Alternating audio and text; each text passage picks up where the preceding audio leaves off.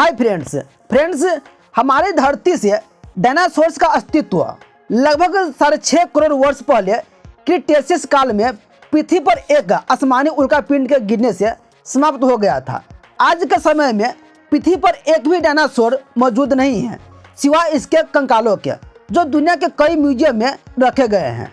But my friends, क्या आप मानेंगे अगर मैं कहूँ कि भले ही डायनासोर्स हमारे पृथ्वी पर एग्जिस्ट नहीं करते हैं, लेकिन हमारे धरती पर हमारे आसपास डायनासोर्स की कई प्रजातियां मौजूद हैं, जिनके बारे में आप जानते ही होंगे और इसे आपने अपने आसपास भी देखे होंगे। और ये जीव है छिपकली, मगरमच्छ, कछुए और अन्य पक्षी। विश्वास नहीं होता है ना? चलिए इसे हम आगे समझते हैं। डायनासोर लगभग 16 करोड़ वर्ष तक पृथ्वी के सबसे प्रमुख स्थलीय कशेरुकी जीव थे। यह ट्रायसिक काल के अंत से लेकर क्रिटेशियस काल के अंत तक अस्तित्व में रहे। जीवाश्म रिकॉर्ड से पता चलता है कि पक्षियों की उत्पत्ति जुरासिक काल के दौरान थैरोपोड डायनासोर से हुआ था और अधिकतर जीवाश्म विज्ञानी पक्षियों को आज तक डायनासोर्स की ही जीवित वंशज मानते हैं।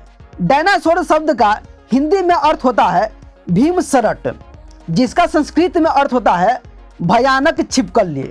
डायनासोर शब्द को 1842 में सर रिचर्ड ओवेन ने गढ़ा था और इसके लिए उन्होंने ग्रीक शब्द डिनोस और सोरस का प्रयोग किया था। डिनोस का मतलब होता है भयानक, शक्तिशाली और चमत्कारिक, और सोरस का अर्थ छिपकली होता है।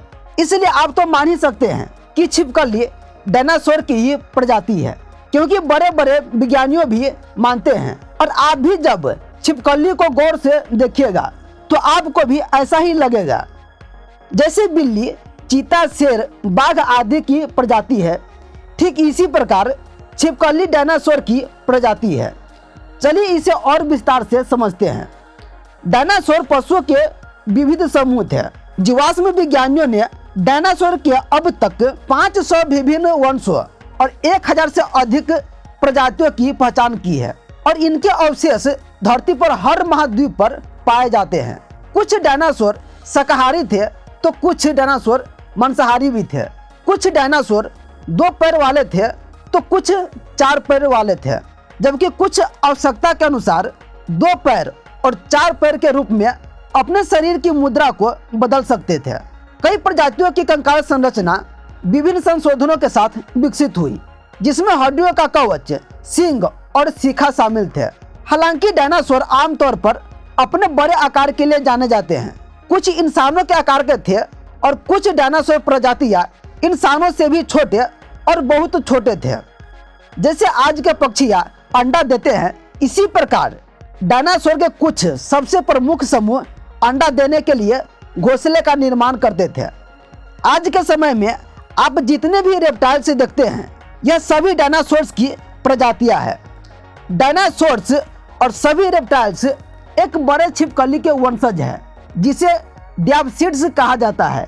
डियाप्सिड्स एक विशालकाय छिपकली हुआ करता था। उसी काल के दौरान डियाप्सिड्स 2 ग्रुप में विभाजित हो गया। एक ग्रुप बना आर्कोसौरिया और दूसरा बना लेपिडोसौरिया। ज्ञात है कि आर्कोसॉर्स मध्य ट्रियासिक काल 246 मिलियन से 229 मिलियन वर्ष पूर्व में दिखाई दी है। आर्कोसौरिया से डायनासोर्स, क्रोकोडाइल्स, पक्षियां और कछुए विकसित हुए, जिसे आर्कोसॉर्स कहा जाता है।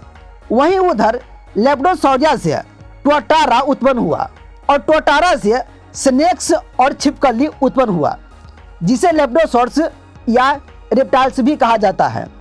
जीवाश्म विज्ञानी मानते हैं कि आर्कोसौरिया और लेपिडोसौरिया डियाप्सिड से उत्पन्न हुए हैं, इसीलिए वे लेपिडोसौरिया को आर्कोसौरिया के बहन मानते हैं। पीछे हमने आपको जितने भी जीव का नाम बताए हैं, सभी डायनासोर्स कहिए या बड़े छिपकली से उत्पन्न हुए हैं। इससे यह पूरी तरह स्पष्ट है कि ये इनके वंशज है।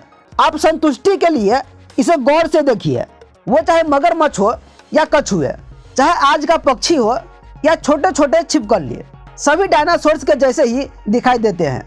यदि आप कछुए को ध्यान से देखें तो यह आपको बिल्कुल डिप्लोडोकस डायनासोर्स के जैसे लगेगा।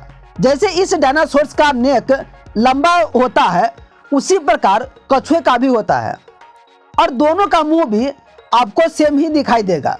उधर आज के पक्षियों को ही देख लीजिए, ये पक्षियाँ करोड़ों वर्ष पहले उड़ने वाले डायनासोर्स टेरोटॉर्स की तरह ही दिखता है।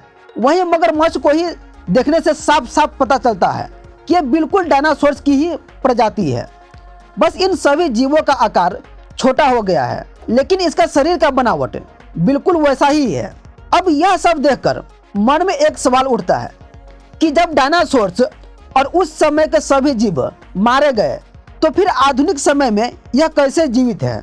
इसका मेन वजह यह है कि जब करोड़ों वर्ष पहले पृथ्वी पर उल्का पिंड गिरने से सारे डायनासोर्स मारे गए, उस समय वही डायनासोर्स और अन्य जीव मारे गए जो साइज में बड़ा था और वह सभी जीव बच गए जो साइज में छोटा था। छोटे छोटे जीव पत्थरों और पहाड़ों के नीचे छिप गया था, जिसके कारण से वे बच गए। अधिकांश छोटे छोटे जीव भी सुनामी, भूकंप और ज्वालामुखी से मर गए, परंतु कुछ जीवों का नया जीवन उत्पन्न हुआ। जैसे आज हम इंसान का जीवन बंदरों की प्रजाति से है और जैसे वो बच गए, ठीक इसी प्रकार भी पृथ्वी पर अन्य जीव बच गए और वहां से हम मनुष्य और अन्य जीवों का जीवन शुरू हुआ।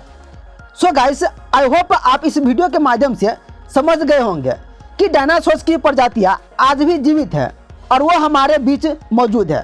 Thanks for watching this video. Video अच्छा लगा हो तो इसे लाइक करें, सब्सक्राइब करें और शेयर करें।